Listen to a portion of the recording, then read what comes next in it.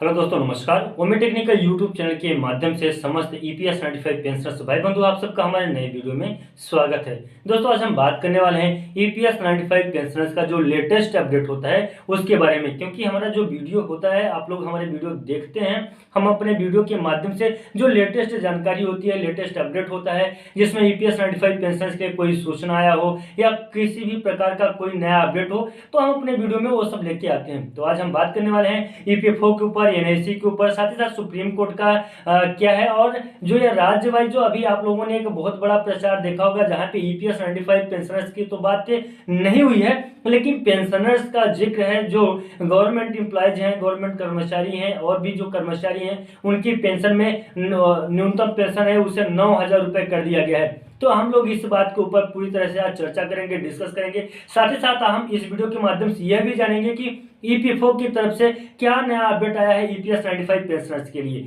क्योंकि सब जगह अगर पुरानी पेंशन की बात कर लें या नई पेंशन की बात कर लें, तो मतलब सब जगह से जो तो ईपीएस 95 पेंशनर्स के लिए क्यों नहीं आ रहा है कोई भी नया अपडेट, और ईपीएस 95 पेंशनर्स के कौन बोलने वाला है। क्योंकि एनआईसी की टीम की तरफ से ईपीएस 95 पेंशनर्स के जितना ज्यादा हो सकता है उतना ज्यादा संघर्ष, उनके द्वारा उतना ज्यादा कार्य ईपीएस 95 पेंशनर्स को उच्च पेंशन दिलाने के उद्देश्य से दिलाने के लिए किया जा रहा है। इसके बावजूद भी करीब 6 साल हो चुके हैं, ईपीएस 95 पेंशनर्स की पेंशन में वृद्धि नहीं हो सकी है।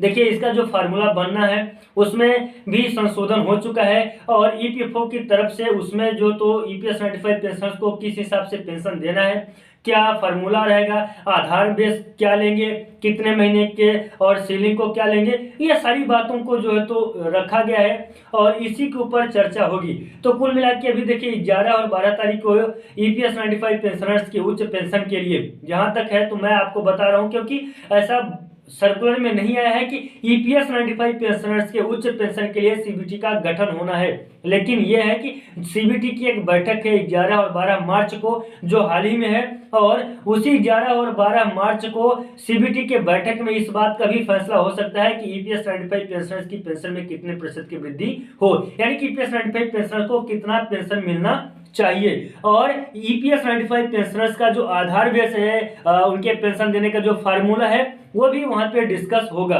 मैं आपको बता दूं कि हाल ही में दिल्ली में त्रिपक्षीय मीटिंग हुआ था जहां पे जो तो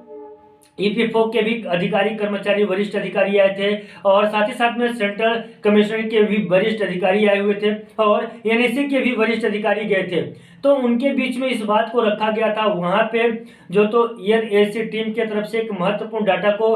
जो तो रखा गया, जहां पे डाटा देखने के बाद समस्त लोग यही बोले कि हाँ बिल्कुल सही है डाटा है। तो डाटा में क्या था मैं आपको बता दूं, तो डाटा में यही था कि ईपीएस 95 पेंशनर्स जो हैं उन्हें पेंशन देने में ईपीएफओ लेट क्यों कर रही है, ईपीएफओ के पास में बजट नहीं है या फंड नहीं है। ईपीएफओ ने तो हाल ही में यही बोला था कि हमारे पास बजट नहीं है, हमारे पास फंड नहीं है। तो उन्होंने ये डाटा प्रस्तुत किया और डाटा के माध्यम से उन्होंने दिखाया कि ईपीएफओ अगर चाहे तो उच्च पेंशन समस्त ईपीएस 95 पेंशनर्स को दे सकती है, उसे कहीं दूसरी जगह से फंड लेने की आवश्यकता नहीं पड़ेगी। ईपीएफओ के फंड में जितना पैसा है उसी पैसे से ईपीएस 95 पेंशनर्स को उच्च पेंशन की राशि जो उनकी मांग है, 4 सूत्री प्रमुख मांग है, उन मांगों को पूरा किया जा सकता है बहुत ही आसानी से, कोई दिक्कत नहीं होगी। वहां पे देखने के बाद ईपीएफओ के वरिष्ठ कर्मचारियों के माध्यम से इस बात की पुष्टि भी किया गया कि नहीं, आपके जो द्वारा जो ये डाटा प्रस्तुत किया गया है ये डाटा बिल्कुल सही है, और हम आपको इसी आधार बेस पे ईपीएफओ से जो तो ईपीएफओ की तरफ से आपको पेंशन मिलना स्टार्ट हो जाएगा। तो मामला कहाँ आके अटक गया, मामला आके अटका कि सीबीटी की जो बैठक होनी है, सीबीटी की बैठक में ही ईपीएफओ अपना जो तो रिपोर्ट कार्ड बनाएगा, और जो तो उसी में जो तो क्या उनका फार्मूला है कि किस प्रकार से ईपीएस 95 पेंशन को पेंशन देनी है, तो ये सारे का जो डिस्कस है वो उन्हीं के माध्यम से यानी कि सीबीटी की बैठक के में ही होगा। उसके पहले अगर आपको कोई भी ये बोलता है कि ईपीएफओ की तरफ से ये जारी हो चुका है, ईपीएफओ की तरफ से इतना पेंशन मिलने लगेगा, या प्रधानमंत्री जी ने आदेश कर दिया, या बहुत सारे न्यूज जो तो यूट्यूब पे आते हैं, तो न्यूजों उन अफवाहों से दूर रहें, क्योंकि ऐसा भी कोई भी सर्कुलर नहीं आया है जहां पे इस बात का पुष्टि हो कि ईपीएस 95 पेंशन की पेंशन में वृद्धि हो चुकी है।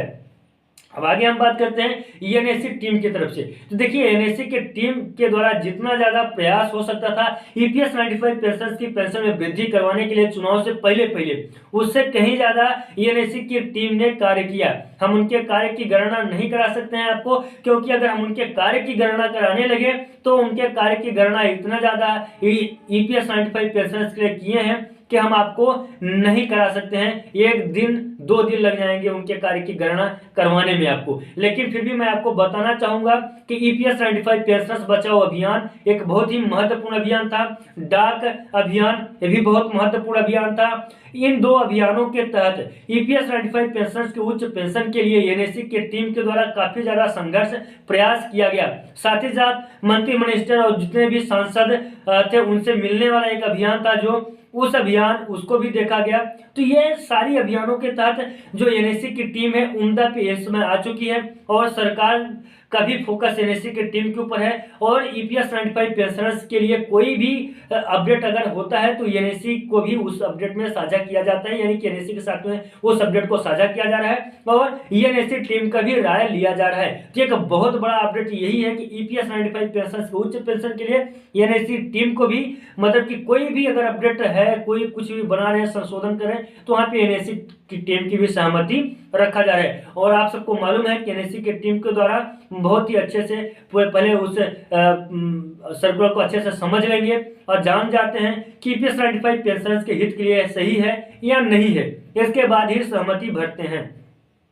आगे मैं आपको बताऊं कि सुप्रीम कोर्ट की तरफ से तो बिल्कुल सही है, सुप्रीम कोर्ट की भी तरफ से जो है तो ईपीएस 95 पेंशनर्स को उच्च पेंशन के लिए बात कही गई थी। लेकिन आप लोगों को मालूम है कि 4 तारीख को उनका फैसला होने वाला था, लेकिन किसी कारणवश जो तो 4 तारीख को फैसला नहीं हो सका, डिले हो गया है। तो अब आगामी जो भी डेट आएगा तो हम आपको अपने YouTube चैनल के माध्यम से बता देंगे। राज्य वाइज एक जो तो बहुत ही महत्वपूर्ण सूचना है कि हिमाचल प्रदेश में भी हाल ही में जो पेंशनर्स थे वो पेंशनर्स की पेंशन में वृद्धि हो गई है। लेकिन उन पेंशनर्स की अगर आप बात करेंगे कि क्या ईपीएस 95 पेंशनर्स की भी पेंशन में वृद्धि हुई, तो मैं जहां तक जानकारी भी है मैं आपको बता दूं कि वो हिमाचल प्रदेश के जो कर्मचारी थे, जैसे गवर्नमेंट वर्ग थे, दूसरे वर्ग थे, उनके पेंशन में वृद्धि हुई है। ईपीएस 95 पेंशनर्स की पेंशन में वृद्धि नहीं हुई है। तो जो ईपीएस 95 पेंशनर्स हैं उस न्यूज को दिखा के आपको यूट्यूब चैनल पे कंफ्यूज किया जा रहा है कि पेंशन में वृद्धि को लेके, तो मैं आपको बता दूं कि अभी तक ऐसा कोई भी